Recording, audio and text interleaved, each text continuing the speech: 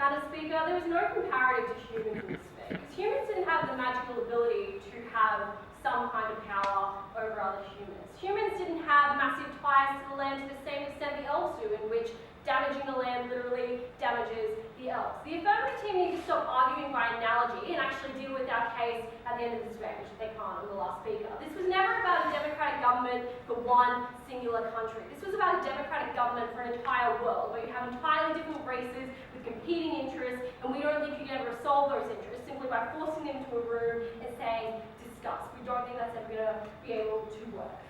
Ben told us, like, point to one singular democracy in the world, again, arguing by analogy, but two, like, there is no democracy in the world that is, like, exactly like that, because we don't have one unifying government. We know it doesn't work that way. A couple of things in this speech. Firstly, is democracy good? Secondly, will the system work? Thirdly, if it does work, what's going to happen when it is formed? Firstly, is democracy good?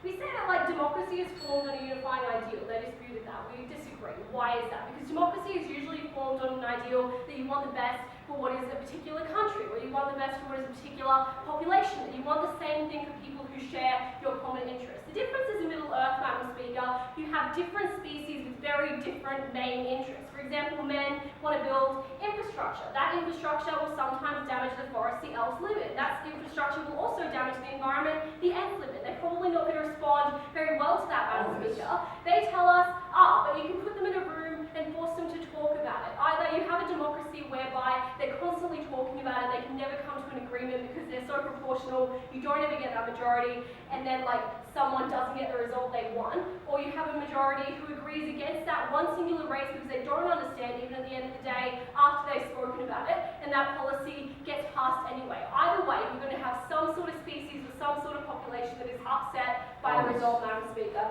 We don't think that's a good thing. What did we say? We told you, like, the contrast, they told you the contrast is a monarchy. We would say, like, monarchies can be efficient, right? It is up to that race to decide what is most important to them. Because they never gave us a reason why the right to self-determination was voided in this case, Madam Speaker. We think to that extent, those races should be able to decide. In some, like, species, it is a case that a monarchy is in place because that person happens to be the most powerful and can protect the rest within that particular species. That probably means that species should be able to decide whether or not they want to be bound by them. We don't think that's a good thing. They said that, like, we should try anyway, even if it will fail. We would say, like, firstly, we say you shouldn't try when you can't get a tangible benefit. Even if you can get the benefits under their case, we would say you still shouldn't try when you see a tangible harm coming out of it, Madam Speaker. We think that's probably going to be a bad thing. I'll be talking about that very shortly. They told us the world we had was totally isolated. We don't think that was the case. We think we're at a unique point in time, as Kieran said, where species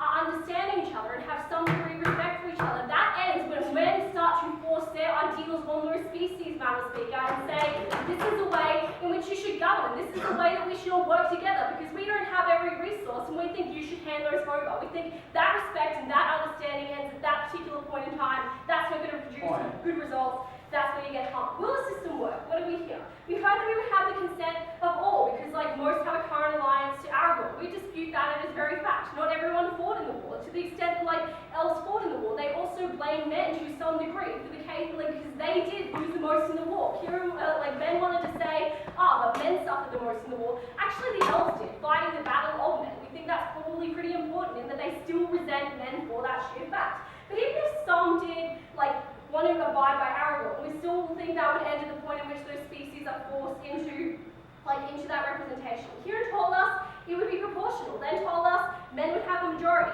That's something we think probably is pretty harmful. If men are the majority and then it's somehow going to be proportional, we still think men are going to have their interest balanced over others. That's not a good thing. We told you there was a millennia of racial tensions. There are practical issues, and that, like, for example, ants view men as savages, elves view humans as children. We don't think that that's going to be a good thing. They told us, you can put them in a room and get some degree of understanding. That understanding, as we said, ends when they've been forced into that room by men who have said this is the way that things should work. That's not going to produce the results you want, Mr. Speaker.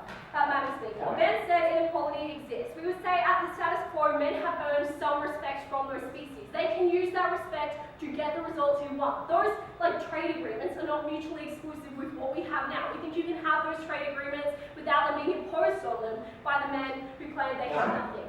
Kieran also said that, like, men of the other kingdoms will agree. Bullshit, they will. They have their own kingdoms. They have no incentive to give up that kingdom and then go into like a unifying government. We don't think that's ever going to be the way that it works. They told us, oh, but distribution is going to be great because you can distribute the wealth, land, and resources. Firstly, species will never agree to that. Like, dwarves are pretty attached to the precious stones they have. They're not going to want to give that over. Secondly, like someone that want to take in a moment, literally have a magical bond to that land. They can't give that away, Madam Speaker.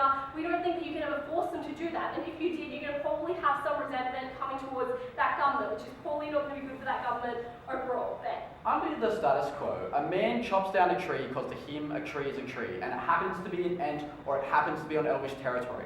Under your side of the house, that results in a border conflict because there is no communication. Under our side of the house, the Elvisicans go to democracy and say, stop doing this, because it's a tree, well, man, what incentive do they have to refuse that request? What we would say is, at this moment in time, if a man cuts down a tree, like we think the unique position we are in right now means that understanding can happen without you imposing those like ideals on them. Under your system, a man wants to cut down that tree, the end says we don't want that, they debate about it for a while, maybe it happens, maybe it doesn't. Either way, someone is going to be pissed off at the end of that result. That's what breeds that resentment. The comparative is the status quo. We told you we have that unique chance right now. We can probably generate more agreements. We can probably see the respect of other species happening without imposing those norms on them. Because they never told us why they don't have the right to self-determination. They never told us what they should redistribute, like Madam Speaker. We think like that obligation ends when they're harming their own species. What are the impacts if it's formed? Firstly, you breed resentment. We already see like those racial tensions there right now. We think that that's going to be comparatively worse. When you force them into those agreements, we think that's going to be worse. Secondly, you have competing interests. If they say proportional representation, either it does pass effectively or it doesn't pass at all, again, you're going to have someone pretty upset. Then he said, oh, but if there's a threat, everyone can go to war. One, men should fight their own wars. Elves should fight their own wars. You shouldn't have to force another species to fight that battle for you, Madam Speaker. We don't think that was ever going to be the case. The last time that happened, the elves suffered massive losses, and they were pretty pissed off about that. We don't think like when the dwarves had Smaug attack them, we should have forced everyone else into that battle. We don't think that was ever going to be a benefit. Finally, on women, quite quickly, because it wasn't massive, if everyone was sexist, they probably wouldn't be elected even under their side of the house. For all those reasons, we were so proud to oppose.